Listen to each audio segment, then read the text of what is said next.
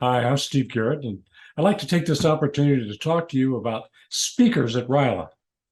You know, since the very first RYLA was held in Queensland, Australia back in '59, um, what they called the Gundu to celebrate the visit of Princess Alexandria. The Australians held a thing called the Gundu, and one of the parts of the beginning was games and fun and recreational activities, but it was also speakers who gave good ideas. And following the speakers, there was discussion groups among the young participants, and that's the beginning of RYLA. And I think pretty consistently, almost every RYLA in the world that has taken place since then has involved speakers and discussion groups. So it's a traditional part of RYLAs. So the question then is, who are you going to have as speakers? And speakers can be of different varieties. Some of them are very entertaining, and some of them are very motivational.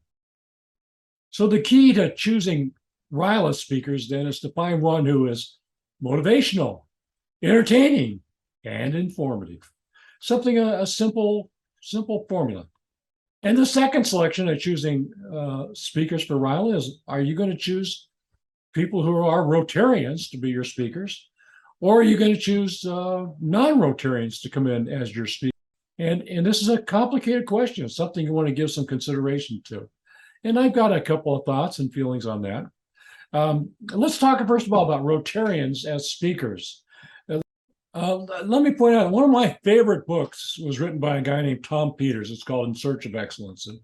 And in Search of Excellence, and I think Rotary wants to be an excellent organization.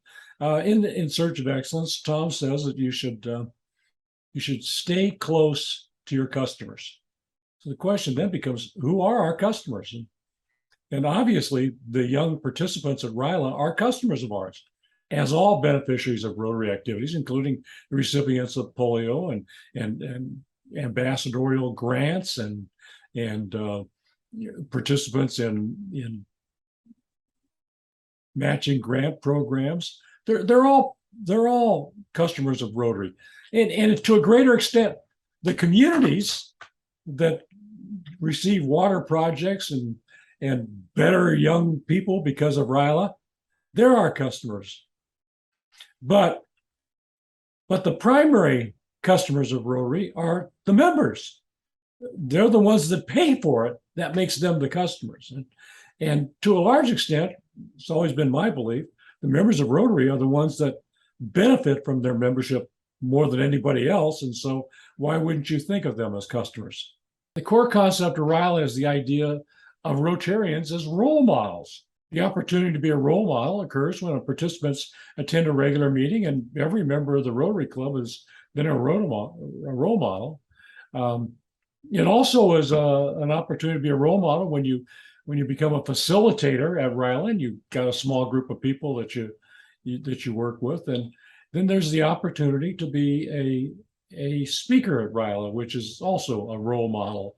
But what an opportunity it is for our organization to provide role models, young ladies like our current president, or members who are different ethnic groups. I mean, if you're going to provide role models for a diverse group of kids, maybe it's a good opportunity for them to see that Rotarians are like them.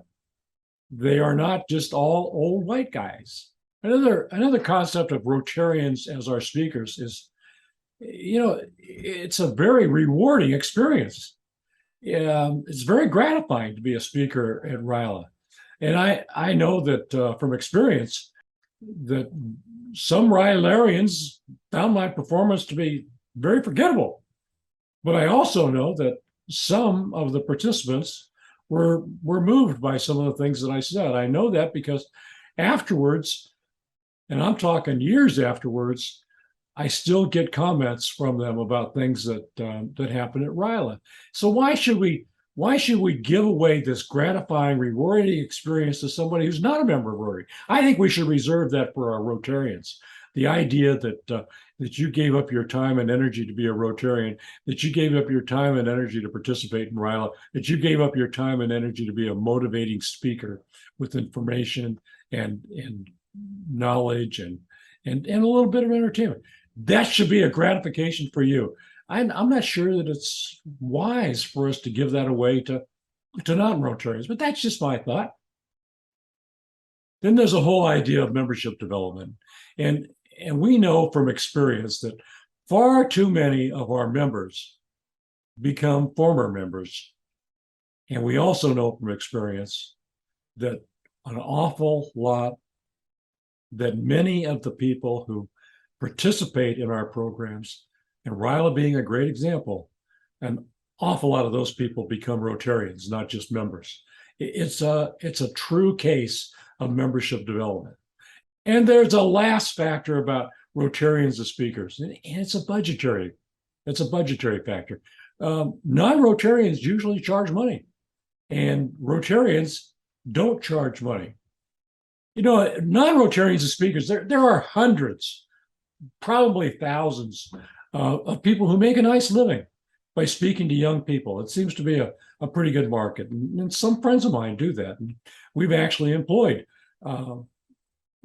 professional speakers at some of our RYLA programs.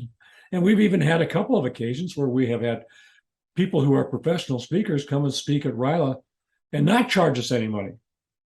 And I know of one occasion of somebody who came and spoke at RYLA and afterwards went back to his hometown and sought out the opportunity to become a Rotarian. So it's not totally out of the question that you have non-Rotarian speakers. And you got to deal with the budgetary problem and the sustainability of Rotary, because you know you got to watch your pennies and your dimes and your dollars. Then there's the category of alumni speakers. And I give one example. In 2009, we had a young lady as a RYLArian, and later on that year, she tried out and interviewed and became the Tournament of Roses, the queen of the Tournament of Roses. And one of her messages as a speaker was, I would not have had the confidence or skills to go out and try out for queen or the court. And thousands of young girls try out for this opportunity. Well, maybe not thousands, but more than 1,000. And so it's a sought after position. Our young RYLArian, Courtney Lee, became the queen and came back and talked to our RYLA students. And it was at a time, I mean, it was only a couple months after the Tournament of Roses. So she was at the time a semi-famous person. She was going on to attend college, graduate from college, and pursue a career. Unfortunately, she hasn't joined Rotary. I'm going to go out and pursue that. I'm going to mention to Courtney that now that she is in her probably early 30s, maybe she ought to give it a thought. So getting your speakers for RYLA is a challenge. It's also an opportunity. Sometimes you have the challenge that you have more people who want to be your speakers, and then you just have to select the ones that are most appropriate, the most diversity, the most difference of topics. Sometimes you're desperate to get a speaker, and you just say, I'm going to go get a non-Rotarian speaker because they're easy. Well, selecting your speakers is a key part of RYLA. And your appropriate speakers, your good speakers with the right topics, are an important element of RYLA. So thanks for listening to what I have to say. I'm Steve Garrett.